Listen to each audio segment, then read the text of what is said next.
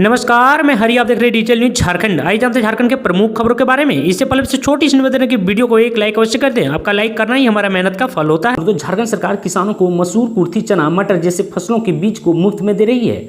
आपको बता दूं कि झारखंड में सूखे हालात में महज 50% बारिश होने से किसानों ने धान की रोपाई नहीं कर पाई है। ऐसे में किसानों को राहत देने के लिए झारखंड सरकार ने वैकल्पिक खेती की संभावना तलाशी है। आपको बता दूं, पानी की कमी से खेतों की सितंबर से दलहन और तिलहन फसल की बुआई की जाएगी। कृषि निदेशालय ने किसानों को मसूर, कुर्थी, चना, मटर जैसे फसलों के बीज निःशुल्क और अनुदानित दर पर उपलब्ध कराने के लिए प्रक्रिया शुरू कर दी है। झारखंड सरकार करीब 3 लाख हेक्टेयर जमीन पर दलहन की खेती करने के उत्पादन का लक्ष्य लेकर चल रही है। इसके साथ ही हल्की बारिश से जिन खेतों में नमी रह गई है उन पर मक्का लगाने की योजना बनाई गई है।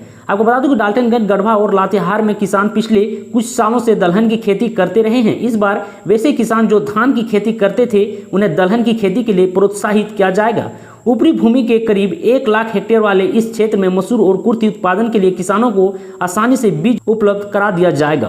वहीं अगली बड़ी खबर की बात करूं तो युगोग विभाग में 455 पदों पर नियुक्ति, जेएसएससी ने जारी की सूचना। आपको बता दूं कि झारखंड सरकार युगोग विभाग में कीट पालक, कुशल शिल्पी एवं अन्य समक्ष श्रेणी के कुल 455 पदों पर नियुक्ति होगी। युगोग विभाग की अनुशंसा मिलने के बाद झारखंड कर्मचारी चयन आयोग ने गुरुवार को इसे लेकर सूचना जारी कर दी है। इन पदों पर नियुक्ति झारखंड मैट्रिक स्तर संयुक्त प्रतियोगिता परीक्षा 2022 के माध्यम से होगी।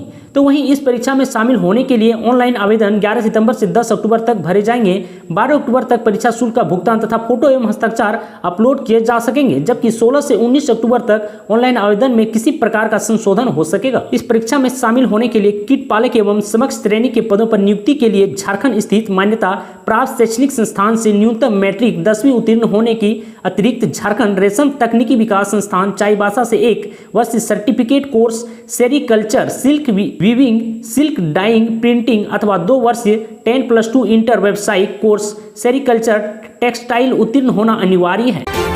वहीं अगली बड़ी खबर की बात करें तो दिहाड़ी में फिर धंसी जमीन, ड्रिल मशीन समाई, सुरक्षित ठिकाना ढूंढ रहे हैं लोग। आपको बता दें कि बीसीएल शिविर एरिया की दिहाड़ी परियोजना के पास गुरुवार तड़के एक बार फिर जमीन फटी। सुबह करीब 4:40 पर अचानक भूधंसान से बड़े भूभाग की मिट्टी कट गई। आपको बता दूं कि हादसे में वहां खड़ी एक ड्रिल मशीन जमीन में समा गई। हालांकि गनीमत रही कि इस वाहन में कोई चालक उस वक्त सवार नहीं था। बड़े भूभाग में दरार आने के साथ ही जमीन धंसने से पूरा इलाका खोखला नजर आ रहा है। मिट्टी धंसने की वजह से करीब 500 मीटर गहरी खाई बन चुकी है। हादसे के बाद परियोजना के पास के इलाके में रहने वाले लोगों ने दहशत का माहौल है।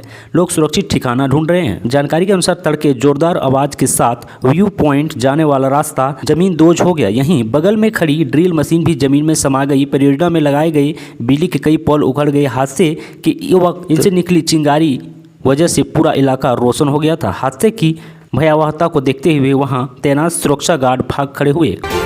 वहीं अगली बड़ी खबर की बात करें तो रांची सांप्रदायिकता हिंसा की सीबीआई जांच संभव, झारखंड हाईकोर्ट का कड़ा रुख, पुलिस जांच से कोर्ट असंतुष्ट। आपको बता दूं कि झारखंड हाईकोर्ट के जस्टिस डॉक्टर रवि रंजन व जस्टिस एसएन प्रसाद की अदालत में रांची में हुई हिंसा की जांच की मांग वाली याचिका पर सुनवाई हुई।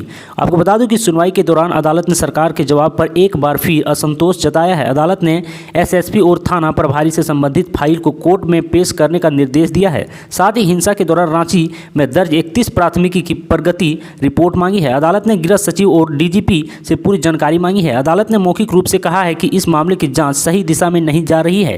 सिर्फ एक मामले को ही सीआईडी को सौंपा गया है। ऐसे में क्यों नहीं इस मामले की जांच सीबीआई को सौंप दी जाए। अदालत ने उस वक्त बातें तब कही जब एनआई की ओर से कहा गया कि यह यूएपीए एक्ट के उल्लंघन का मामला नहीं बताता है। अभी इस मामले की जाँच एनआईए नहीं कर सकती है। सरकार की ओर से अपर अधिवक्ता असंतोष आनंद ने पक्ष रखा। सुनवाई के दौरान सरकार की ओर से जवाब दाखिल किया गया, जिसमें कहा गया है कि प्रशासनिक व्यवस्था के तहत एसएसपी सुरेंद्र झा का ट्रांसफर किया गया है। अभी पदस्थापन की प्रतीक्षा में है। डेली मार्केट के थाना प्रभारी घायल थे और वो थाना नहीं आ रहे थे, इसलिए उनका स्थानांतरण किया गया है। अदालत ने कहा है कि एसएसपी का ट्रांसफर किया गया है तो उन्हें मुख्य में क्यों रखा गया है, उनकी पोस्टिंग कहाँ की गई है। जब थाना प्रभारी घायल थे तो उनके स्थान पर इंचार्ज थाना प्रभारी बनाया जा सकता था, उन्हें हटा क्यों दिया गया। इनकी फाइल भी कोर्ट में पेश की जाए। वहीं अगली बड़ी खबर की बात करें तो झारखंड में सिर्फ आवेदन से नहीं चलेगा काम, अवकाश स्वीकृत होने के बाद ही छुट्टी पर जा सकेंगे कुलपति।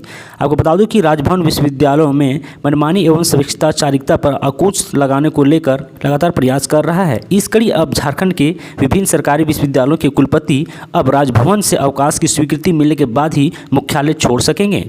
आपको बता दूं कि जब तक इसे लेकर उनका अवकाश राजभवन में स्वीकृत नहीं हो जाता तब तक अवकाश पर नहीं जाएंगे। राज्यपाल रमेश बैस के निर्देश पर उनके विशेष कार्य पदाधिकारी ने इस हर हाल में अनुपालन करने से संबंधित पत्र भी सभी विश्वविद्यालयों को भेज दिए हैं। वर्तमान में व्यवस्था के अनुसार विश्वविद्यालय मुख्यालय के बाहर जाने के लिए कुलपतियों को राजभवन को जानकारी देनी पड़ती थी। राजभवन को आवेदन देकर कुलपति अवकाश पर चले जाते थे, लेकिन अब अवकाश स्वीकृत होने के बाद ही वे इसका उपयोग कर सकेंगे। राजभवन से सभी कुलपतियों को सरकारी सेमिनार एवं अन्य कार्यक्रमों में शामिल होने को कहा है। विशेष परिस्थितियों में राजभवन की स्वीकृति लेकर ही गैर सरकारी कार्यक्रमों में शामिल हो सकेंगे। राजभवन को कुलपतियों द्वारा बिना अनुमति लिए बाहर जाने की शिकायत लगातार मिल रही थी। इस पर संज्ञान लेते हुए राज्यपाल ने रोक लगाने का आदेश दिया है। ऐसे ही झारखंड की तमाम बड़ी खबरों को जानने के लिए चैनल को लाइक एंड सब्सक्राइब अवश्य कर लें। आज के लिए इतना ही। जय हिंद, जय भारत, धन्यवाद।